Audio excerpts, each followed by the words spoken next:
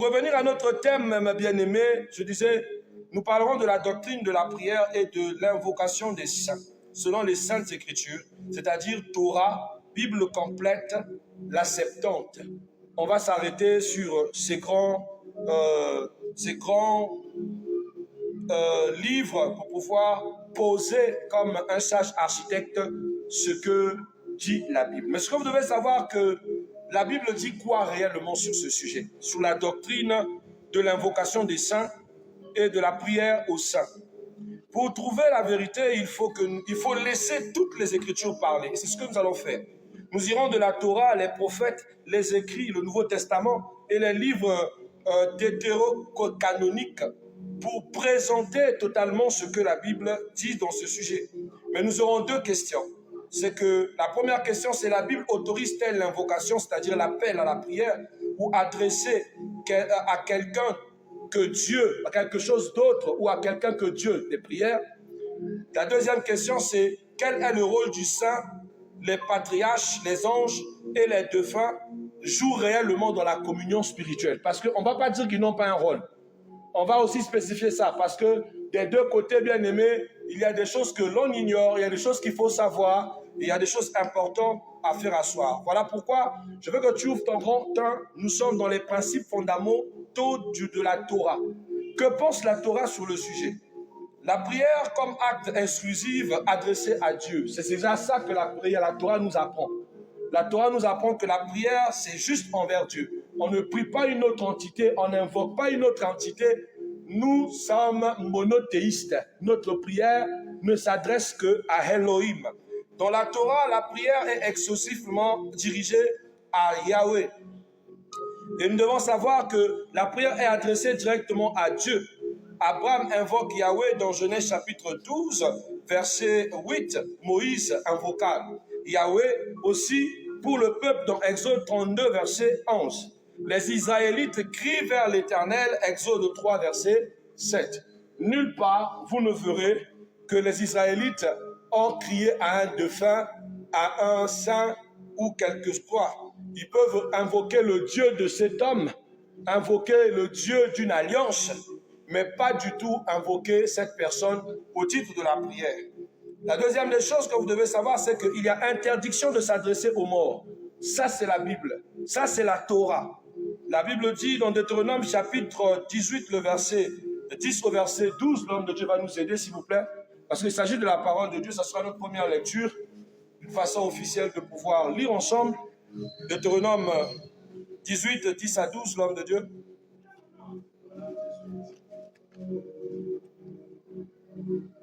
Deutéronome 18, verset 8.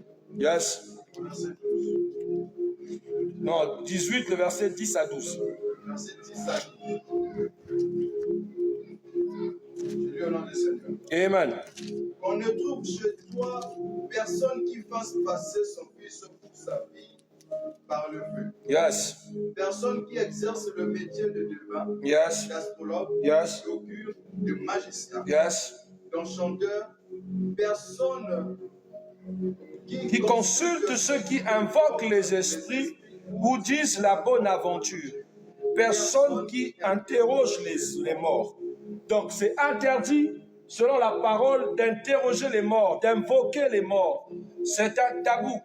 Cela vise une pratique ancienne qu'on appelle par la nécromancie, qui est l'art d'obtenir des révélations par la communion spirituelle avec un mort. Et souvenez-vous, dans 2 Samuel, on nous parle de cette histoire triste, dans 2 Samuel chapitre 1er, l'histoire de la mort du roi Saoul, après qu'il ait invoqué l'âme du prophète Samuel, qui a emmené la malédiction de la mort. Samuel lui a rappelé: pourquoi m'as-tu troublé? Et même la nécromancienne lui disait que c'était une pratique interdite, parce que c'était des choses que les Juifs ne pratiquaient pas. Dans la doctrine, ce n'est pas une chose admise. Alléluia.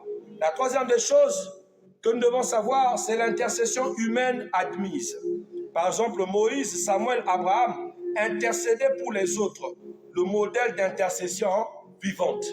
Ça, c'est une chose que nous voyons dans la Torah, c'est que les saints vivants, parce que la Bible nous considère nous, enfants de Dieu, comme étant des saints. Ça aussi, c'est un autre sujet qu'on va toucher. Parce que pour certains, il faut être canonisé pour être saint. Mais la Bible dit, par la mort de Jésus-Christ, nous sommes tous un peuple saint. Donc nous sommes tous sanctifiés par lui. C'est à cause de ça que vous êtes mes saints frères et mes saintes sœurs. Alléluia. Pas besoin d'une canonisation venant quelque part pour être traité de saint. C'est ça la parole. Donc pour la Bible, les saints vivants, c'est-à-dire tous ceux qui ont cru et se sanctifient dans le nom du Seigneur, pouvaient intercéder pour les autres. Mais est-ce que les morts ne peuvent pas? Ça aussi, on va le voir dans une autre doctrine, toujours dans la même doctrine. Donc il ne faut pas du tout se fâcher. Mais sachez que les vivants ont droit d'intercéder pour les vivants. Alléluia. Alléluia. Dans l'Ancien Testament, ça sera notre deuxième point, notre grand 2. Qu'est-ce que la Bible dit dans l'Ancien Testament? On a vu dans la Torah, on voit maintenant dans l'Ancien Testament. Les saints vivants comme intercesseurs, mais pas les morts. Les saints vivants comme intercesseurs, mais pas les morts. Ça, c'est dans l'Ancien Testament. Ça veut dire que dans l'Ancien Testament, on n'a pas vu les morts devenir intercesseurs des vivants. Mais des vivants qui intercèdent pour les vivants, oui. Alléluia. Les vivants peuvent intercéder pour d'autres. Job prie pour ses amis dans Job 42, verset 8. Daniel prie pour son peuple dans Daniel chapitre 9, verset 3 jusqu'au verset 19. Nous avons l'intercession sacerdotale de Moses dans Lévitique chapitre 16. Alléluia. Maintenant, vous devez aussi savoir que dans le même principe dans l'Ancien Testament, il y a ce qui concerne les morts. Mais dans l'Ancien Testament, les morts, on dit silence général sur l'invocation. Ça veut dire qu'on ne peut pas les invoquer. Dans l'Ancien Testament, c'était interdit, c'était prohibé. Aucun exemple quelconque adressé où on voit quelqu'un adresser une prière à un saint décédé dans l'Ancien Testament. Aucun. Personne ne m'apportera une preuve biblique, ça n'existe pas. Alléluia. À moins qu'ils l'ont inventé. La troisième des choses, bien aimés, notre grand 3, l'élargissement par les livres d'hétérocanoniques, encore dit la Septante, c'est-à-dire les apocryphes, les autres livres de la Bible qui n'en font pas mention dans les biblettes de Saint-Louis, etc., etc. Alléluia. Donc, dans d'autres livres, nous avons une autre forme d'aperçu qui vont nous permettre d'apprécier ce qui se passe chez les autres sans pourtant les critiquer. Là, ici, nous trouvons des éléments nouveaux, mais pas une doctrine explicite. Parce que pour dire que c'était une doctrine qui se faisait, donc c'est pas vraiment ça. Nous allons voir les rôles des anges. Dans Tobie, par exemple, dans Tobie 12, verset 12, Tobie parle à l'ange Raphaël. Et l'ange Raphaël déclare et présente des prières pour Tobie aux yeux de Dieu. Dans Tobie, on voit l'ange comme étant un intercesseur, comme quelqu'un qui prend intermédiaire pour plaider pour. On ne va pas refuser. Lui-même, l'ange des anges, l'Aménadiel, se fait pour nous intercesseur. Alléluia. Donc, c'est possible. Mais Tobie met en lumière cela dans Tobie 12, verset 12. Il présente les prières aux yeux de Dieu. Les anges intercèdent, mais ne sont pas invoqués. Nulle part dans la Bible, on montre un enfant de Dieu, un bien-aimé dans le Seigneur, invoquer un ange directement. Sauf le Christ qui menace, en fait, qui rappelle à Pierre que ne puis-je pas vous demander à mon Père. Et même quand il parle de demander, il ne dit pas directement aux anges de descendre. Il dit de passer par le Père pour emmener les anges. Mais cependant, nous avons des doctrines où tu entends quelqu'un appelé carrément l'ange, déroger sur l'autorité suprême de Dieu pour arracher l'ange de là où il était pour descendre. Nous connaissons cela, nous avons vécu ces pratiques dans différentes fois, mais c'est tabou, c'est pas permis. La Bible nous permet de demander à Dieu de nous envoyer les anges et non de déroger pour invoquer l'ange lui-même personnellement. Ce sont des pratiques qui se faisaient chez les Juifs, c'est vrai, mais des pratiques qui étaient traitées Kabbalah, c'est-à-dire interdites. Pas du tout une doctrine explicite liée à la droiture et à la logique. Parce que nous n'avons qu'un seul nom qui est élevé, c'est le nom d'Elohim, qui est le seul qui est mandaté à nous faire parvenir ce que nous avons besoin, selon les Saintes Écritures. Alléluia. Alléluia. À aucun moment où Tobie prie directement Raphaël. Ça n'a jamais été fait mention dans la Bible où on voit Tobie qui adresse des prières à Raphaël, tel qu'on voit par exemple aujourd'hui beaucoup adressent des prières aux séraphins, adressent des prières aux chérubins, adressent des prières à Michael, non, à Michel. D'autres adressent des prières à Jacassiel, d'autres à Uriel, d'autres carrément à Azazel, sans savoir même que c'est un ange déçu. C'est ça le problème. Donc le manque de connaissances va nous pousser à appeler des anges qui ont déjà rendu l'arme à gauche ou bien qui servent Satan et nous voir nous-mêmes persécutés parce que nous avons invoqué autre chose que Dieu. La deuxième des choses que vous devez savoir dans notre grand 3, c'est la mémoire des martyrs. La mémoire des martyrs, on en parle beaucoup dans les livres de Maccabée. De mon Maccabée doit directement vous évoquer quelque chose. Aujourd'hui, quand on parle d'un Maccabée, on sait déjà qu'on parle d'un mort. C'est pas ça? Ah oui. Et le livre de Maccabée est un livre de la parole de Dieu. C'est un livre qu'on retrouve dans la grosse Jérusalem, dans Tobie. Dans Jérusalem et dans la Tobie, nous avons Maccabée 1 jusqu'à Maccabée 2. Mais quand on prend par exemple le grand livre de la Jérusalem orthodoxe, elle va jusqu'à 4. Et ce n'est pas une invention. Normalement, Maccabée va jusqu'à 4. Alléluia. Voilà. Donc, quand on lit Maccabée fait des intercesseurs. Donc, ceux qui sont morts comme étant des intercesseurs célestes potentiels, mais sans invocation directe.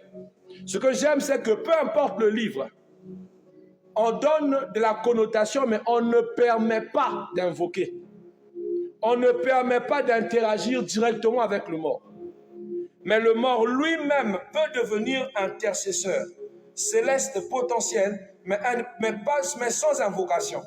Dans 2 Maccabées, précisément 15, le verset 14, le prophète Jérémie, déjà mort, apparaît dans une vision comme amoureux de son peuple et priant pour lui. Alléluia. Il apparaît et prie pour son peuple dans 2 Maccabées. Une façon de nous montrer que un esprit intercédé, un saint peut intercéder pour son peuple. Par exemple, vous voyez dans les songes, où vous voyez votre mère qui prie pour vous, qui vous assure qu'elle est avec vous, de votre assistance. Bien aimé, certaines croyances, surtout pour nous les réveiller, c'est britannique, ouais, ça passe pas. Mais en réalité, c'est faisable. Ah oui, donc de ce côté-là, s'il vous plaît, n'accrochez pas l'Église catholique, parce que nous, les réveillés, par exemple, avons refusé la Septante. Nous ne pouvons pas refuser. Nous nous sommes bornés à la Bibliette. Mais la Bible ne se résume pas qu'aux 66 livres. Il y a la Septante, il y a les apocryphes, qui sont des textes aussi originaux. Ça veut dire qu'aujourd'hui, si on ouvre, pour moi, par exemple, qui lit la mer morte, c'est-à-dire la Bible complète, ben c'est un problème. Voilà pourquoi, pour quelqu'un qui a étudié la Bible complète, quand quelqu'un vient avec ses 66 livres faire un débat, c'est mort. C'est à cause de ça que beaucoup de personnes ont du mal à pouvoir confronter le Père Ménasse, parce que le Père Ménasse, lui, il fait face non seulement à la Septante, mais aussi aux apocryphes.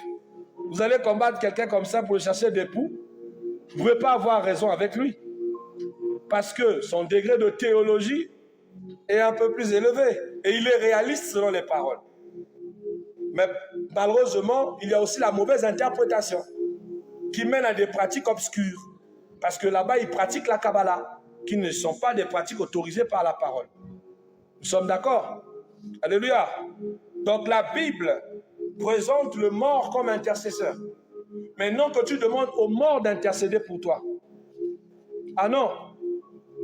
Mais le mort lui-même se met en intercession pour le voir comme un acteur vivant. Un acteur qui peut prier pour les vivants, selon la parole. Voilà pourquoi d'autres personnes font des suggestions ou payent des délais de culte, payent des messes pour que les morts prient pour eux, mais ne les invoquent pas.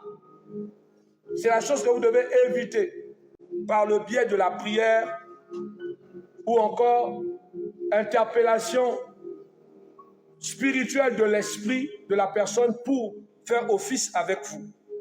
C'est un péché, c'est un tabou de la parole qu'il ne faut pas du tout oser. Alléluia. Vous devez savoir que les morts prient pour les vivants, mais les vivants ne prient pas pour Jérémie. Jérémie est déjà mort. Jérémie est déjà mort. Ça aussi, c'est un autre débat. Quand on ouvre Maccabée chapitre 4, Maccabée montre une doléance de prière pour la remission des péchés des morts. Que de se souvenir de ceux qui ont été avec nous saints, que le Seigneur les pardonne et que, voilà. Et on voit Paul aussi rappeler ce principe. Mais attention, ce n'est pas une doctrine. Pour en faire une doctrine. Pour dire que les Juifs le faisaient, alors nous aussi on doit fonctionner comme ça. C'est faux. Alléluia. Alléluia. En troisièmement de notre petit 3, nous avons par exemple dans Siracide, l'ecclésiastique. Alléluia. Nous avons l'exaltation des pères, comme Abraham, Moïse et Élie.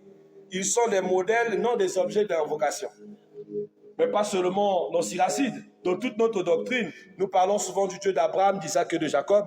Mais est-ce que nous avons déjà invoqué Abraham ou invoqué Jacob ou invoqué les patriarches? Non, pas du tout. Alléluia. Alors dans le Nouveau Testament, que dit le Nouveau Testament sur ce sujet rocambolesque que nous partageons ce soir? Le Nouveau Testament dit que la prière est centrée exclusivement sur Dieu par Christ. Point barre. Il n'y a pas de discussion, il n'y a pas aller de gauche à droite. Ça veut dire que le ministère messianique ou encore l'alliance de Machia ne dit et ne se prône que sur ce principe. Prière à Dieu par Christ. Il n'y a pas de négociation, il n'y a pas une autre chose. La première des choses que vous devez savoir, c'est que Christ est le seul médiateur. Il n'y a pas une autre médiation. Même moi, je ne suis pas médiateur. Aucun autre ange n'est médiateur dans le Nouveau Testament. Aucune personne n'est médiateur. Ou médiatrice. Je ne veux pas me faire du mal. Dans le Nouveau Testament, Christ est seul face à Dieu. Alléluia. Mais face à Christ, nous avons les serviteurs de Dieu qui font la médiation des hommes vers Christ, tel que nous avons Marie, mère de Jésus, qui a fait la médiation aux noces de Cana, etc., etc. Mais aujourd'hui, peut-on demander à Marie, mère de Jésus, à Joseph d'Arimathée, à Judas, à Pierre, s'ils peuvent encore intercéder pour nous aujourd'hui? Je dirais, s'ils le veulent par conscience du mort, oui. Mais nous ne pouvons pas les demander d'intercéder pour nous. Pourquoi? Parce qu'ils ne sont plus avec nous. Donc nous ne pouvons pas invoquer, selon le Nouveau Testament, leur nom pour qu'ils prient pour nous. Ça veut dire que quelque part, quand on dit « pardonnez pour nous, pauvres pécheurs », il y a un problème. Nous suggérons à Marie, mère de Jésus, qui est déjà morte, de prier pour nous. Je ne vais pas pour bousculer la foi, je viens pour rectifier la doctrine. Comme je le dis, le problème est dans ceux qui ont fait les choses. Cette prière n'est pas biblique. La partie de la prière qui est biblique, c'est la salutation. Salut Marie. C'est la salutation de l'ange. Mais le reste où on demande à la bienheureuse Vierge Marie de prier pour nous est un tabou selon la parole. Parce que le mort on ne peut pas prier le mort. Bien que le mort peut intercéder, il a le pouvoir, nous l'avons vu dans Maccabée, d'intercéder pour nous, de prier pour nous, mais nous n'avons pas pouvoir de l'invoquer. Tu vas me dire comment l'invoquer, mais quand déjà tu interpelles ou tu demandes dans une prière qu'elle fasse quelque chose pour toi, tu l'as invoqué. Quand quelqu'un va à la tombe de sa mère et dit « Maman, lève-toi pour moi », tu l'as invoqué, tu l'as appelée, non? Elle viendra. Tu as réduit le coût de la grandeur de ce qu'est ton Dieu pour pouvoir demander à l'esprit de la défunte de prier. Je préfère encore que tu aies cette formulation. Seigneur, accompagne les cœurs des saints afin qu'ils intercèdent pour moi. Amen. Et ça, c'était une formulation de Saint François d'Assise que j'aimais beaucoup. Saint François avait toujours tendance à ne pas invoquer le mort, mais plutôt à demander à ce que l'Éternel lui-même puisse placer le cœur aux saints qui nous ont précédés, d'intercéder en sa faveur. Par exemple, une prière que nous avions connue quand j'étais encore catholique, la prière de la rémission des péchés. Je confesse à Dieu le Père Tout-Puissant. Je reconnais devant mes frères que j'ai péché en pensée, en parole, par action et par omission. Oui, j'ai vraiment péché. C'est pourquoi je ne suis pas le verbe suivre, s'il vous plaît. Parce que, en grandissant, nous on pensait le suis là, c'est être. Dans le sens que je suis la Vierge Marie. Là, suivre, je ne suis plus la Vierge Marie. Les anges et tous les saints, et vous aussi mes frères vivants, de faire quoi?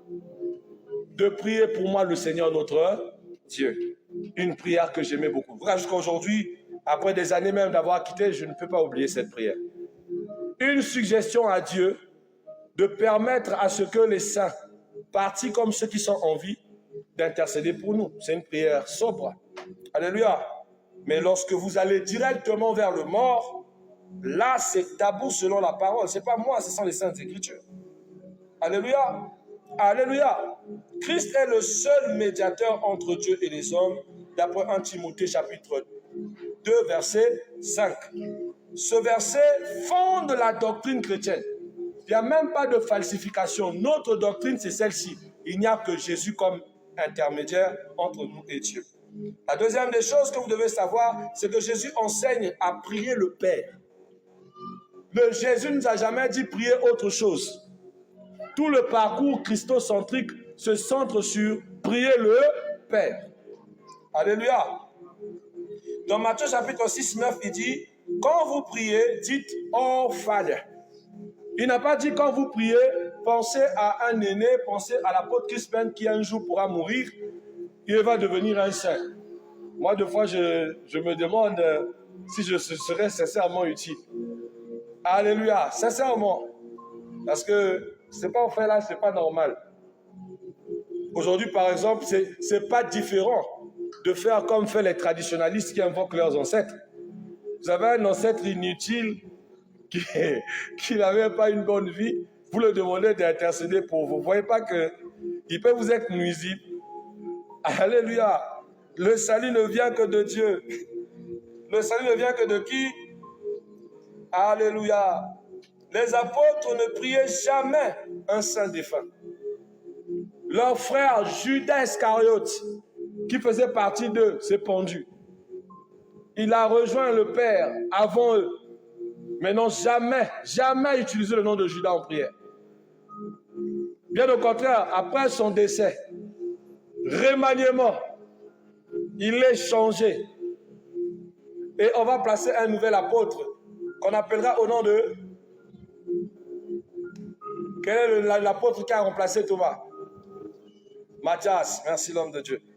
Dieu merci, tu étais là, la sœur Tina cherchait déjà dans son esprit un nom qui avait disparu. Voilà.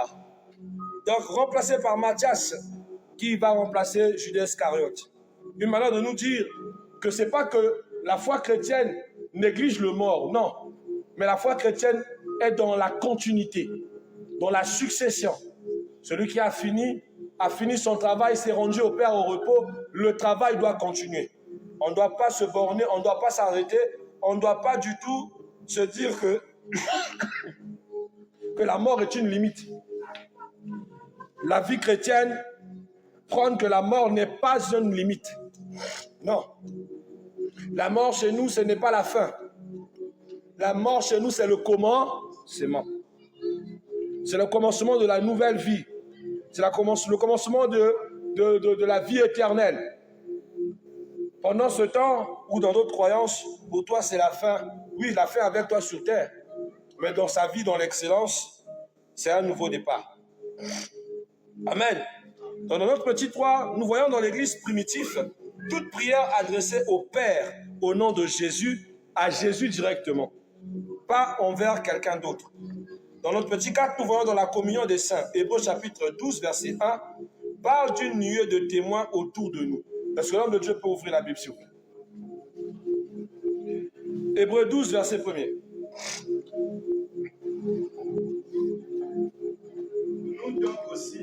Nous donc aussi, puisque nous sommes environnés d'une si grande nuée de témoins, il dit, puisque nous sommes environnés par beaucoup de témoins, rejetons tout fardeau et le péché qui nous enveloppe si facilement, yes. et courons avec persévérance dans la carrière qui nous est ouverte. Et quand on parle des témoins qui entourent, on ne parle pas des morts. On parle de ceux qui les encourageaient. On parle du cœur des saints, de la profession faite devant l'assemblée parfaite des saints. Alléluia. Mais j'ai vu quelqu'un interpréter ce passage pour dire qu'ils étaient entourés des esprits. C'est faux.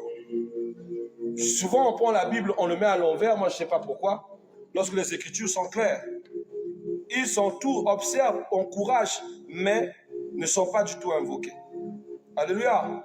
Alors, qu'est-ce qu'on peut retenir de notre petite analyse synthétique biblique? Nous allons retenir que ce que la Bible affirme clairement. Il dit la prière doit être adressée à Dieu seul, de l'Ancien au Nouveau Testament. Christ est le médiateur unique. Les saints vivants peuvent intercéder. Les anges peuvent porter les prières. Les saints défunts prient Dieu pour les vivants.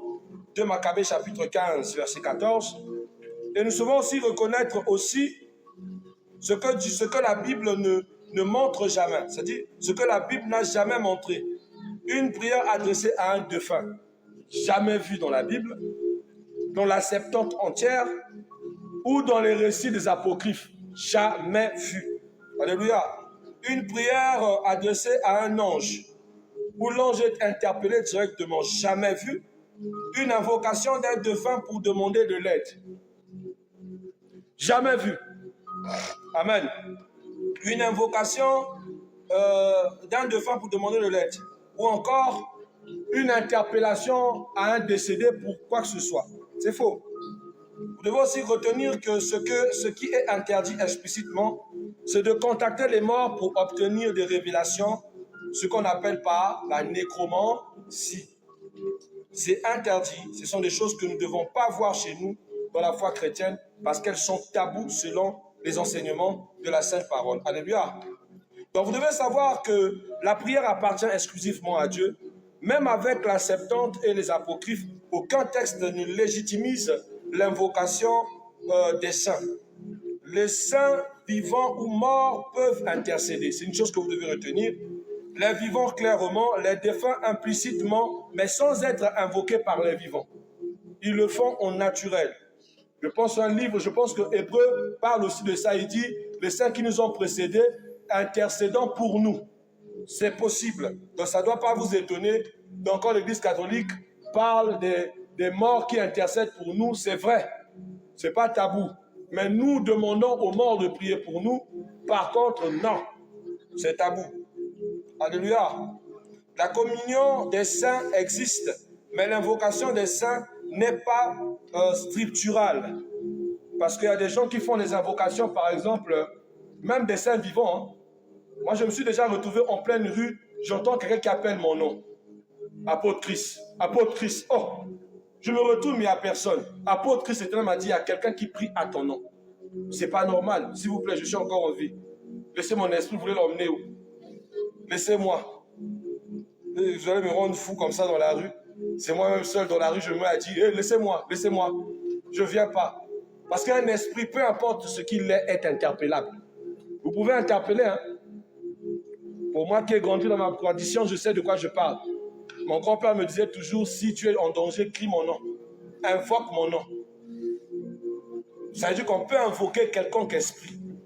Mais bien aimé, mais dans la pratique de notre principe, de notre déontologie, de la doctrine de la parole, ce n'est pas du tout toléré, c'est tabou. Alléluia. C'est tabou. La communion des saints existe, mais l'invocation des saints n'est pas scripturale. La Bible enseigne l'intercession verticale, c'est-à-dire Saint Dieu, prière verticale, croyant Dieu, communion horizontale, encouragement, exemple, inspiration. mais pas du tout prière. Alléluia. La prière biblique doit rester centrée sur le Père, au nom de Jésus, par le Saint-Esprit. C'est tout. On n'ajoute ni on ne retranche. Je disais que dans cet enseignement, loin de moi l'envie de dénigrer. Le peuple périt, c'est faute de connaissance. Vaut mieux faire des choses avec le savoir que de le faire sans savoir. Au moins, ce soir, vous avez le savoir, alors vous avez le droit de le mettre au profil. De ne pas critiquer les autres et de ne pas du tout aussi tomber dans le piège de l'idolâtrie, qui sera quelque chose qui va peut-être nuire à votre âme et à votre ascension. N'oubliez pas, la Bible dit une chose, les impudiques, les idolâtres, ne mériteront pas le royaume des cieux.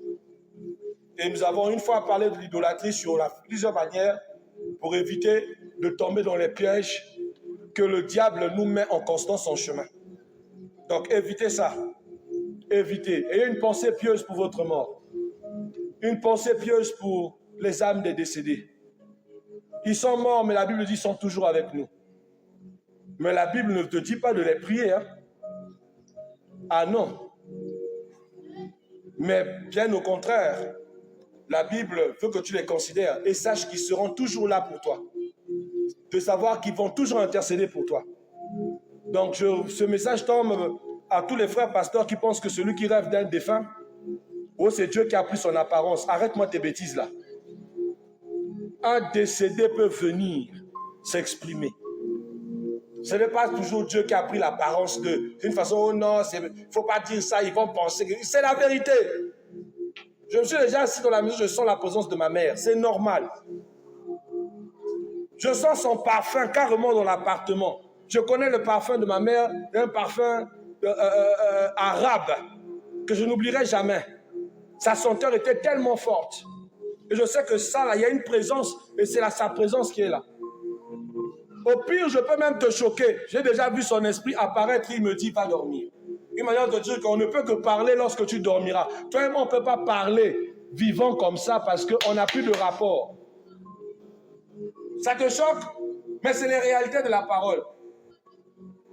Lorsque Élie et Moïse apparaissent à Christ, ça te dit quoi? Donc arrête de vouloir endiabler les religions des autres, la foi des autres. Non, les catholiques, ils exagèrent. Oh non, ils font ceci. Mais ce n'est pas normal. Toi, tu connais le mystère. Viens, on va t'expliquer ce qui n'est pas normal. C'est ce qu'on a expliqué ce soir. Mais quand tu dis que non, après la mort, le mort sans mort, c'est fini. Toi, toi, tu blagues. Hein? Donc quand tu entends les morts qui couchent avec les vivants là, tu ne l'as jamais vu. Tu ne crois pas? Moi et ma mère, on est conduits par un chauffeur qui est un revenant. Je regarde le rétroviseur. Je vois personne sur le siège volant du conducteur. Juste le volant qui tourne ça même. Ma mère ne comprenait pas. Je lui faisais signe. Je suis en train de paniquer. Regarde la glace, regarde. Dès qu'elle a vu, yeah! Elle a pris son sang-froid. Elle a dit, tu peux nous laisser dire, oh, mais vous avez dit quand je vous laisse à Javoué, non? Elle dit, non, laisse-nous seulement là, on va trotter. Le taximan, non, mais allons jusqu'à Javoué, non, juste là. Il nous accoste. Ma mère paye le transport. Elle dit, ah, ton transport est là, hein? La route du transport est là. Hein? Il m'a dit de dire, t'as là, ne viens pas m'envoyer. Tu sais, moi, c'est fini aujourd'hui. Et une fois qu'il reçoit l'argent, le dû, et que maman et moi, on descend, il nous regarde, il sourit. Et quand il sourit, il disparaît, la voiture reste là. Je vous dis ces choses que nous avons vécues pour vous dire que le monde des esprits existe et que ces forces-là aussi peuvent être errées dans la nature. Donc, il ne faut pas du tout trouver, oh non, voilà. Vous pensez que les esprits démoniaques, se viennent d'où? C'est des fois des esprits vivant sur terre qui se sont pervertis. Donc, je vous en prie, c'est des choses qu'il ne faut pas que quelqu'un vienne vous dire, ça ne se fait pas, comme si ils avaient le monopole de la connaissance. Ils s'appuient sur aucun verset biblique, tandis que la Bible faisait même comparaître que l'esprit de Joseph accompagnait le peuple d'Israël dans les ossements qui étaient avec lui. L'esprit de Joseph. C'est un choc, hein? Donc soyons humbles et acceptons ce qui est faisable et ce qui ne l'est pas.